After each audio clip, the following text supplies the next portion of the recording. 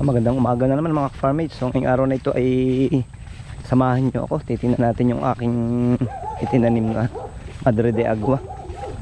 So syempre para ito dun sa ating mga alagang kambing, para sa ating alagaang Peking duck. So tingnan natin, silipin natin mga farmates kung ano na, kung nabuhay. Medyo maadamo na rin dito sa ating dinadaanan. Dito ko kasi tinanim mga ka-farmates yan sa ating mga taniman ng indigofera. Medyo magpapalinis na siguro tayo sa isang araw.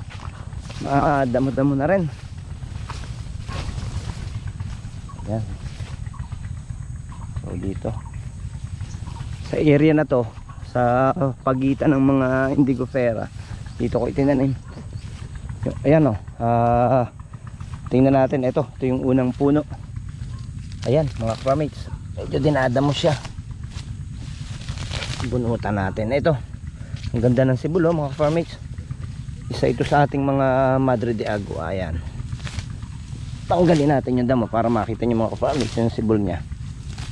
Ayan so ito yung ating isang Madre de Agua.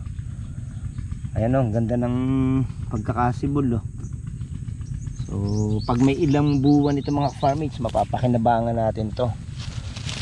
Pwede natin ipakain ito sa ating mga alagang kambing. Tapos pag nag-alaga tayo ng Peking duck, maganda rin to. Ayan, ganda. Tingnan natin yung iba. Dito, meron din dito kasi may pagitan yan Ayan mga farmates sisibula na. Maganda Ayan. Ito. Halos lahat naman ay buhay mga farmates Ayan. Yan yung ating itinanim nung isang mga 2 weeks ago na siguro o 3 weeks. Ayan itong isa, ang ganda na Ayan. Dito, meron din dito. Yan, ito.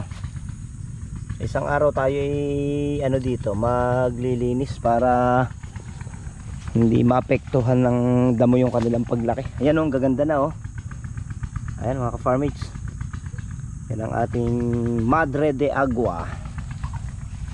Ayan, dami niyan. Ayan, kasi itong na ito, itong area na ito mga ka-farmates, yan taniman natin ng napier grass. Ito, tas itong straight na to taniman natin ng indigofera. Ayan yung mga indigofera natin. So itong straight na to, tinam na natin yan ng lahat ng Madre de Agua. Straight yan hanggang doon, paparon. Yan lahat. May mga tanim tayo diyang Madre de Agua. Magaganda yung sibol niya mga farmates, kaya nakakatuwa naman. Ayan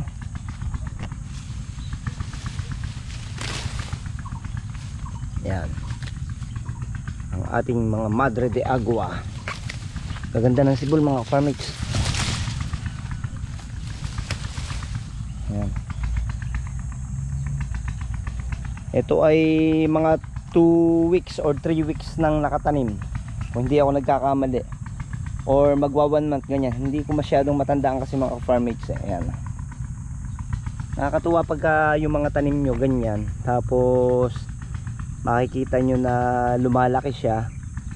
Bukod sa magandang ipakain siya, nakakatuwa din dahil tayo ang nagtanim. Kumbaga fruit of labor yan napakagandang gamitin ng mga pakain na tayo talaga mismo yung nagtanim.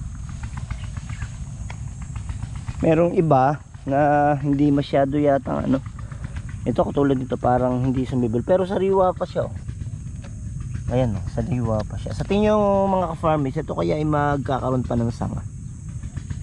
Wala, parang wala siyang sanga pero pa siya, sariwa sariwa. Siguro yan ay pa magiging okay pa yan. Magaganda yung niya, sibol niya mga ka-farmates Kailangan lang siguro talaga yung ating palinis muna ito. Mag-grass cut ako dito sa isang araw para mas makita yung tanim. Kasi pagka hindi inalagaan, di yun, sisibol, tapos in the end hindi naman gaganda kasi nga hindi naalagaan. Mga gantong uri kasi ng tanim dapat talaga inaalagaan din eh.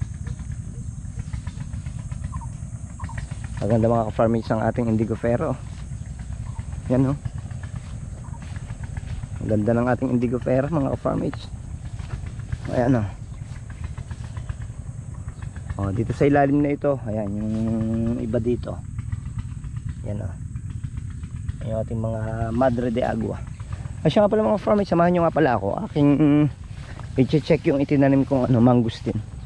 Alam nyo ba mga farmers yung mangustin yung mahal na prutas dito sa amin sa Mindoro, minsan nag 200 mahigit ang kilo. Ay napakaganda naman mga farmers ng nun ng bunga kasi napakasustansya. Pagkakuha mo kasi nung nung nasa loob, pwede mong ilaga yung pinaka nakabalot dun sa prutas na yun. Napakasustansya, gamot, maraming siya, sakit na pwedeng gamutin. Dito ako nagtanim mga farmers eh. Ito kalamansi, tinanim ko nung isang araw. Ayan oh. Ayan. Tapos sa area dito meron ako itinanim dito ang mangustin. Try natin bisitahin.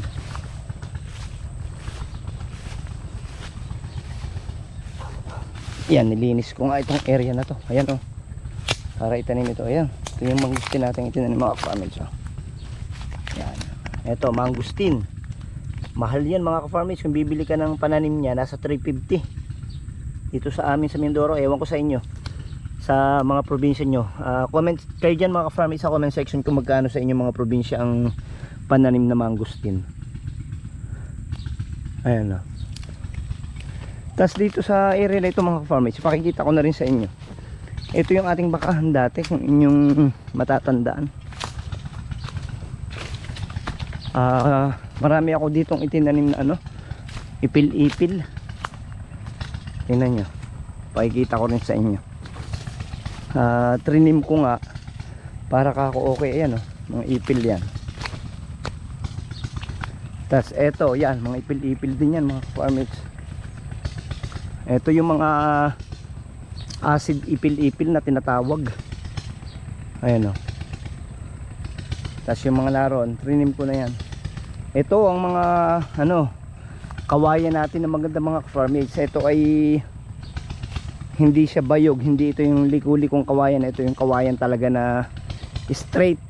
Ayan, ito mapapakinabangan natin itong mga farmers kasi straight ito. Ang puno nito maganda, straight siya, tapos maluwang kuhanan, hindi gaanong matinik. Ayan gaganda na ay lalapit yung mga farmers ayan. Ayan na siya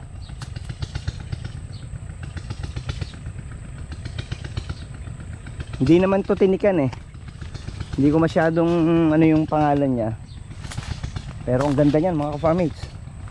Ayan mapapakinabangan natin yan. Itong area na to kung makikita nyo, puro mga yan, mga napier grass. Hindi ko yan pinapatabas kasi later mapapakinabangan yan. Kung hindi man ngayon mga ka-farmers ang pakinabang yan, sa mga susunod na araw mapapakinabangan natin yung mga napier grass na yan. Kasi halimbawa na dumami na yung ating mga alagang kambing, pwede natin i-silage yan. Kaya hindi ko yan hindi ko pinapatabas yan mga farmers. Hinahayaan ko lang yan. Itong ginawa ko mga farmers nga pala dun sa ating mga ipil-ipil, trinitrim ko. Ayan pinuputol ko. Kasi once na itrim mo yan, dadami yung kanyang sanga. Ayan daming sanga niyan. So pag dumami yung sanga, syempre dadami yung dahon, marami tayong mapapakinabangan. Katulad nito, yan, trinim ko rin yan. Dumami ang sanga niyan mga farmers. Ayan, dami yan, puro sanga na yan, sasanga na yan.